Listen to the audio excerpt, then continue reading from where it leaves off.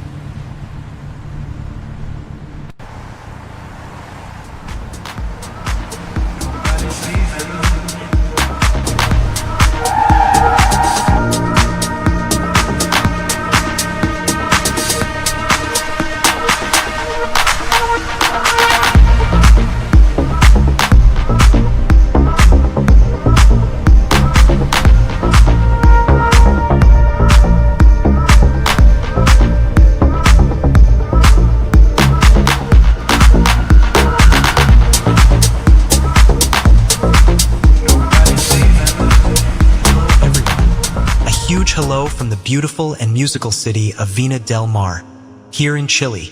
I'm Luis Mariano, and today I want to tell you a story that will change the way you listen to music forever.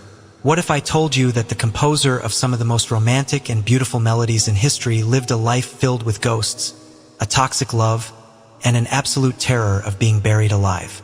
I'm talking about the king of the piano, Frédéric Chopin. Stay until the end, because today we're going to debunk the myth of the melancholic genius. Subscribe now if you love the piano as much as I do, and hit that bell. Let's travel back to 1810. Chopin was born in Poland. From a very young age, he was an absolute prodigy. Imagine, at the age of 7, he was already composing and playing for the aristocracy. But he wasn't the typical musician who wanted to impress with loud noises or extreme speed. No. Chopin's music was pure poetry, pure emotion. At 20, he had to leave his beloved Poland forever because of the war, taking with him a silver cup filled with soil from his homeland. He arrived in Paris, the cultural center of the world at that time. But here's the incredible part. Unlike Franz Liszt, who filled stadiums and was the first rock star in history, Chopin was terrified of large concerts. He preferred the intimacy of private salons, by candlelight, a very bohemian, very intimate atmosphere, like the one you experience on evenings by the sea in our Quinta Vergara. But Chopin's life changed completely when he met George Sand. That was the pseudonym of Amantine Dupin, a very famous French writer who defied society by dressing as a man and smoking cigars. They had a passionate, stormy, and, let's be honest, quite toxic romance.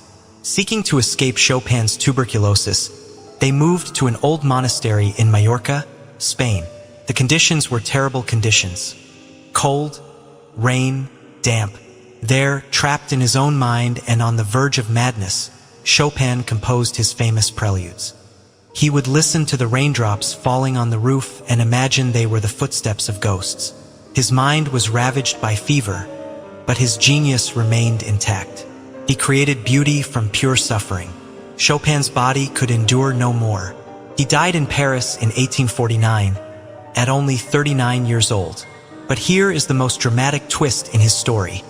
Chopin suffered from taphiophobia, an irrational fear of being buried alive. Therefore, his last wish was terrifying. He asked that his heart be removed before his burial. Today, his body rests in Paris, but his heart was smuggled back to Warsaw, Poland, by his sister, preserved in a glass jar filled with cognac. Literally, his heart returned to its homeland. Chopin didn't just play the piano. He made the instrument speak. He made it crying, made him love it.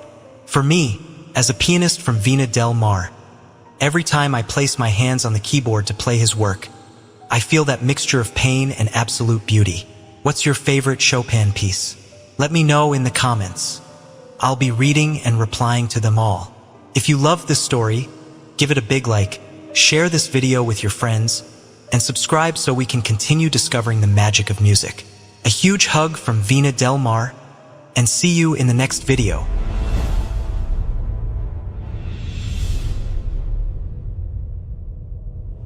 Channel Vega, Chile presented great musicians and composers of yesterday, and always with the presentation of pianist Luis Mariano.